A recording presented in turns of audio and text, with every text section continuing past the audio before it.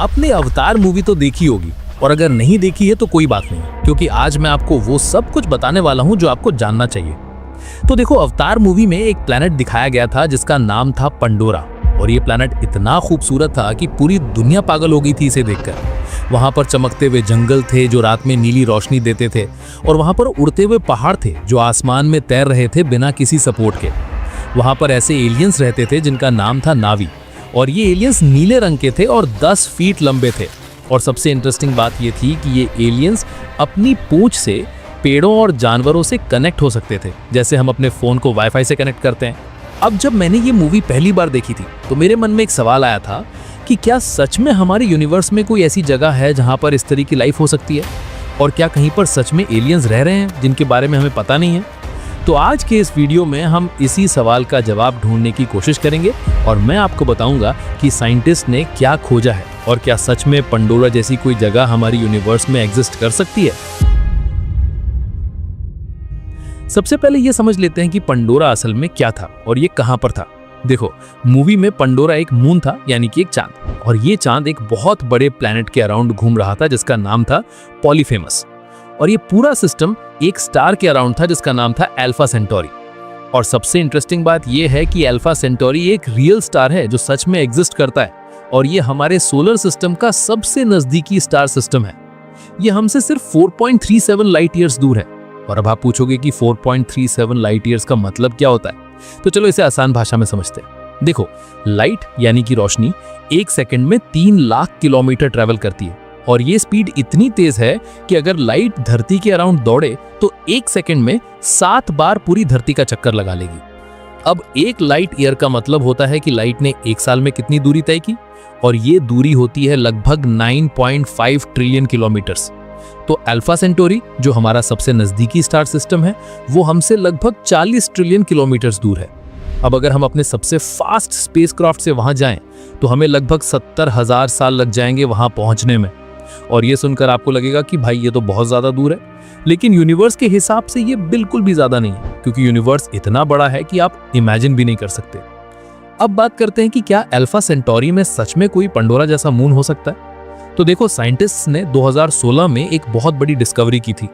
उन्होंने पाया कि अल्फा सेंटोरी सिस्टम में एक प्लैनेट है जिसका नाम उन्होंने रखा प्रोक्सिमा सेंटोरी बी, और ये प्लैनेट हमारी धरती जितना ही साइज का है। और सबसे इंटरेस्टिंग बात यह है कि ये प्लैनेट अपने स्टार से बिल्कुल सही दूरी पर है। इसका मतलब ये है कि यहाँ पर ना तो बहुत ज्यादा गर्मी है और ना ही बहुत ज्यादा ठंड, और इसी जोन को साइंटिस्ट्स कहते हैं हैबिटेबल जोन, यानी कि वो जगह जहां पर लाइफ पॉसिबल हो सकती है। अब आप सोच रहे होंगे कि हैबिटेबल जोन का क्या मतलब होता है, तो चलो इसे एक आसान एग्जांपल से समझते हैं। मान लो आपके घर में एक हीटर, और अगर आप हीटर के बहुत पास बैठो तो आपको बहुत गर्मी लगेगी, और अगर आप बहुत दूर बैठो तो आपको ठंड लगेगी। लेकिन बीच में एक जगह है जहां पर आपको बिल्कुल आराम मिलता है, और वही है परफेक्ट जोन। बिल्कुल इसी तरह से हर स्टार के अराउंड एक जोन होता है जहां पर ना तो बहुत गर्मी है और ना ही बहुत ठंड, और इसी जोन में अगर कोई प्लैनेट हो तो वहां पर पानी लिक्विड फॉर्म में हो सकता है, और जहां पानी है वहां लाइफ पॉसिबल है। अब बात करते हैं एक ऐसे प्लैनेट की जिसे साइंटिस्ट्स ने धरती का बड़ा भाई बोला है, और उसका नाम है केपलर 452b। ये प्लैनेट 2015 में डिस्कवर हुआ था, और जब साइंटिस्ट्स ने इसे देखा तो वो शॉक्ड रह गए थे, क्योंकि ये प्लैनेट धरती से इतना मिलता जुलता था कि उन्हें लगा कि शायद यहाँ पर सच में लाइफ हो सकती है। केपलर 452b हमसे लगभग 1400 लाइट ईयर्स दूर है, और ये अपने स्टार के अराउंड 385 दिनों में एक चक्कर पूरा करता है, जो लगभग हमारी धरती जितना ही है, क्योंकि धरती 365 दिनों में सूरज का एक चक्कर पूरा करती है। अब सबसे इंटरेस्टिंग बात यह है कि केपलर 452b का स्टार भी हमारे सूरज जैसा ही है। इसका मतलब यह है कि अगर आप केपलर 452b पर खड़े हो और ऊपर देखो तो आपको आसमान में एक सूरज जैसा ही स्टार दिखेगा, और वहां का दिन और रात भी लगभग धरती जैसा ही होगा। लेकिन एक बड़ा डिफरेंस है, और वो ये है कि केपलर 452b धरती से लगभग 60% बड़ा है, और इसकी ग्रेविटी भी धरती से दुगनी है। इसका मतलब यह है कि अगर आप धरती पर 50 किलो के हो तो केपलर 452b पर आप 100 किलो जैसे फील करोगे, और वहां पर चलना बहुत मुश्किल हो जाएगा। अब सवाल यह है कि क्या केपलर 452b पर लाइफ हो सकती है। तो देखो, साइंटिस्ट का कहना है कि ये प्लैनेट हैबिटेबल जोन में है, और यहाँ पर पानी लिक्विड फॉर्म में हो सकता है, लेकिन अभी तक हमें कोई प्रूफ नहीं मिला है कि वहां पर लाइफ है। और इसकी एक वजह यह है कि ये प्लैनेट हमसे इतना दूर है कि हमारे पास ऐसी टेक्नोलॉजी नहीं है जो वहां तक पहुंच सके और चेक कर सके कि वहां क्या है। लेकिन साइंटिस्ट्स ने एक और तरीका निकाला है और वो है स्पेक्ट्रोस्कोपी। स्पेक्ट्रोस्कोपी का मतलब ये है कि जब किसी प्लैनेट के अराउंड से लाइट गुजरती है तो वो लाइट उस प्लैनेट के एटमॉस्फेयर से पास होती है और एटमॉस्फेयर में जो भी गैसेस हैं वो उस लाइट को थोड़ा चेंज कर देती हैं। अब साइंटिस्ट्स उस लाइट को स्टडी करके पता लगा सकते हैं कि उस प्लैनेट के एटमॉस्फेयर में कौन कौन सी गैसेस हैं और अगर वहां पर ऑक्सीजन या मीथेन मिल जाए तो ये एक बड़ा साइन हो सकता है कि वहां पर लाइफ है, क्योंकि धरती पर ये गैसेस लाइफ की वजह से ही हैं। अब बात करते हैं एक और इंटरेस्टिंग प्लैनेट की जिसका नाम है ट्रैपिस्ट 1e। ये प्लैनेट 2017 में डिस्कवर हुआ था और साइंटिस्ट के हिसाब से ये अब तक का सबसे प्रॉमिसिंग कैंडिडेट है जहां पर लाइफ हो सकती है। ट्रैपिस्ट 1 एक स्टार सिस्टम है जो हमसे लगभग 40 लाइट ईयर्स दूर है और इस सिस्टम में 7 प्लैनेट्स हैं और इनमें से 3 प्लैनेट्स हैबिटेबल जोन में हैं। सबसे इंटरेस्टिंग बात यह है कि ये सातों प्लैनेट्स एक दूसरे के इतने पास हैं कि अगर आप एक प्लैनेट पर खड़े हो तो आप दूसरे प्लैनेट्स को आसमान में साफ साफ देख सकते हो, बिल्कुल जैसे हम चांद को देखते हैं।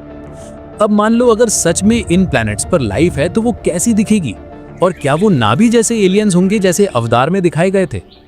तो देखो, साइंटिस्ट्स का कहना है कि एलियन लाइफ बिल्कुल अलग हो सकती है जितना हम इमेजिन करते हैं। धरती पर लाइफ कार्बन बेस्ड है, यानी कि हमारे शरीर में कार्बन मेन एलिमेंट है, लेकिन किसी और प्लैनेट पर लाइफ सिलिकॉन बेस्ड हो सकती है या फिर कुछ और एलिमेंट बेस्ड हो सकती है। इसका मतलब यह है कि वो एलियंस देखने में बिल्कुल अलग हो सकते हैं और शायद हम उन्हें पहचान भी ना पाएं कि ये लाइफ है। एक और बात जो साइंटिस्ट कहते हैं वो ये है कि अगर कोई प्लैनेट धरती से बहुत अलग है तो वहां की लाइफ भी बहुत अलग होगी। जैसे मान लो कोई प्लैनेट है जहां की ग्रेविटी धरती से 5 गुना ज्यादा है, तो वहां के जानवर छोटे और मजबूत होंगे क्योंकि उन्हें ज्यादा वेट उठाना पड़ेगा। और अगर कोई प्लैनेट है जहां की ग्रेविटी बहुत कम है तो वहां के जानवर लंबे और पतले हो सकते हैं। बिल्कुल इसी तरह से अगर किसी प्लैनेट का स्टार रेड है, यानी कि लाल रंग का है, तो वहां के पौधे भी शायद लाल हों या काले हों, क्योंकि उन्हें उस तरह की लाइट को एब्जॉर्ब करना होगा। अब बात करते हैं पंडोरा के कुछ स्पेशल चीजों की, जैसे कि वहां के उड़ते हुए पहाड़ थे। क्या सच में कहीं ऐसा पॉसिबल है? तो देखो, मूवी में दिखाया गया था कि पंडोरा पर एक स्पेशल मिनरल था जिसका नाम था अनऑब्टेनियम और ये मिनरल मैग्नेटिक फील्ड में फ्लोट कर सकता था। अब रियल लाइफ में ऐसा कोई मिनरल हमें अभी तक नहीं मिला है, लेकिन साइंटिस्ट ने एक चीज डिस्कवर की है जिसे कहते हैं सुपर कंडक्टर। सुपर कंडक्टर एक ऐसा मटेरियल है जो बहुत ठंडे टेम्परेचर पर मैग्नेटिक फील्ड को रिपेल करता है और हवा में तैर सकता है, लेकिन इसके लिए बहुत ज्यादा ठंडा टेम्परेचर चाहिए जो किसी प्लैनेट पर नेचुरली होना मुश्किल है। अब बात करते हैं पंडोरा के चमकते हुए जंगलों की जो रात में नीली रोशनी देते थे। क्या ऐसा सच में पॉसिबल है? तो देखो, धरती पर भी ऐसी चीजें हैं जो अंधेरे में चमकती हैं और इसे कहते हैं बायोल्यूमिनेसेंस। समुद्र में बहुत सारे जानवर हैं जो अंधेरे में चमकते हैं, जैसे जेलीफिश और कुछ मछलियां। यहाँ तक कि जंगल में कुछ मशरूम हैं जो रात में चमकते हैं। तो अगर किसी प्लैनेट पर लाइफ है और वहां रात बहुत लंबी है या बहुत अंधेरा है तो वहां की लाइफ भी बायोल्यूमिनेसेंट हो सकती है, यानी कि वो भी चमक सकती है। अब सबसे इंटरेस्टिंग बात यह है कि अगर हम मान भी लें कि कहीं पर पंडोरा जैसा कोई प्लैनेट है और वहां पर लाइफ है, तो भी हम वहां तक पहुंचेंगे कैसे? जैसे मैंने आपको बताया कि सबसे नजदीकी स्टार सिस्टम भी हमसे 4 लाइट ईयर्स दूर है और हमारी करंट टेक्नोलॉजी से वहां पहुंचने में 70,000 साल लग जाएंगे। लेकिन साइंटिस्ट कुछ नई टेक्नोलॉजीज पर काम कर रहे हैं जो इस प्रॉब्लम को सॉल्व कर सकती हैं। एक टेक्नोलॉजी है जिसका नाम है ब्रेक थ्रू स्टार शॉट और इसमें छोटे छोटे स्पेस क्राफ्ट बनाए जाएंगे जो एक पोस्टेज स्टैम्प जितने साइज के होंगे और इन्हें पावरफुल लेजर से पुश किया जाएगा। इस तरह से ये स्पेसक्राफ्ट लाइट की स्पीड के 20% तक पहुंच सकते हैं और अल्फा सेंटोरी तक सिर्फ 20 साल में पहुंच सकते हैं। लेकिन ये अभी सिर्फ एक आइडिया है और इसे प्रैक्टिकली बनाने में अभी बहुत टाइम लगेगा। एक और टेक्नोलॉजी है जिसके बारे में लोग बात करते हैं और वो है वर्म होल। वर्म होल एक थ्योरेटिकल कॉन्सेप्ट है जिसमें स्पेस में एक शॉर्टकट होता है। मान लो आप एक पेपर पर 2 पॉइंट्स बनाओ जो बहुत दूर है, लेकिन अगर आप उस पेपर को फोल्ड कर दो तो वो दोनों पॉइंट्स एक दूसरे के पास आ जाते हैं। बिल्कुल इसी तरह से अगर स्पेस को फोल्ड किया जा सके तो हम बहुत दूर की जगहों पर 1 सेकंड में पहुंच सकते हैं। लेकिन ये अभी सिर्फ थ्योरी है और हमें नहीं पता कि वर्म होल्स सच में एग्जिस्ट करते हैं या नहीं। अब एक बहुत ही इंपॉर्टेंट क्वेश्चन जो बहुत लोग पूछते हैं वो ये है कि अगर यूनिवर्स में इतने सारे प्लैनेट्स हैं और इतनी सारी जगहें हैं जहां पर लाइफ पॉसिबल है, तो फिर अभी तक हमें एलियंस क्यों नहीं मिले? इसे साइंटिस्ट कहते हैं फर्मी पैराडॉक्स। एनरिको फर्मी एक फेमस साइंटिस्ट थे और उन्होंने ये सवाल 1950 में पूछा था और आज तक इसका कोई पक्का जवाब नहीं मिला है। कुछ साइंटिस्ट्स कहते हैं कि शायद एलियंस इतने एडवांस्ड हैं कि उन्हें हमसे कोई इंटरेस्ट नहीं है। जैसे हम चींटियों से बात करने की कोशिश नहीं करते, बिल्कुल वैसे ही शायद एलियंस हमसे बात करने में इंटरेस्टेड नहीं है। कुछ साइंटिस्ट कहते हैं कि शायद एलियंस ने खुद को छुपा रखा है क्योंकि यूनिवर्स में कोई खतरा है जिसके बारे में हमें नहीं पता है। और कुछ साइंटिस्ट कहते हैं कि शायद हम अकेले हैं या फिर लाइफ इतनी रेयर है कि हमारे पास के प्लैनेट्स पर कोई नहीं है। लेकिन मेरे हिसाब से सबसे लॉजिकल एक्सप्लेनेशन ये है कि यूनिवर्स इतना बड़ा है और हमारी टेक्नोलॉजी इतनी लिमिटेड है कि हमने अभी बस शुरुआत की है। हमने अभी सिर्फ कुछ हजार प्लैनेट्स ही डिस्कवर किए हैं, जबकि सिर्फ हमारी गैलेक्सी में ही 100 बिलियन से ज्यादा प्लैनेट्स हैं। तो शायद एलियंस हैं, लेकिन हमने अभी तक राइट जगह पर नहीं देखा है। अब बात करते हैं कि अगर सच में कभी हमें एलियंस मिल गए तो क्या होगा। देखो, बहुत सारे साइंटिस्ट कहते हैं कि अगर एलियंस हमसे ज्यादा एडवांस्ड हैं तो ये हमारे लिए खतरनाक हो सकता है। इतिहास में जब भी एक एडवांस सिविलाइजेशन ने किसी लेस एडवांस सिविलाइजेशन को मिला तो ज्यादातर टाइम लेस एडवांस्ड वालों का बुरा हाल हुआ। जैसे जब यूरोपियंस अमेरिका पहुंचे तो वहां के नेटिव लोगों का क्या हुआ, ये तो आप जानते ही हो। अब फाइनली बात करते हैं कि हम इस पूरी चीज से क्या सीख सकते हैं। देखो, जब हम यूनिवर्स को स्टडी करते हैं और दूसरे प्लैनेट्स को देखते हैं तो हमें एक चीज रियलाइज होती है कि हमारी धरती कितनी स्पेशल है। धरती पर सब कुछ बिल्कुल परफेक्ट है। हमारा सूरज सही साइज का है और हम सूरज से सही दूरी पर हैं। हमारे पास एक बड़ा चांद है जो हमारे प्लैनेट को स्टेबल रखता है। हमारे पास जुपिटर है जो एस्टेरॉइड्स को हमसे दूर रखता है, और हमारे पास एक मैग्नेटिक फील्ड है जो हमें सोलर रेडिएशन से प्रोटेक्ट करता है।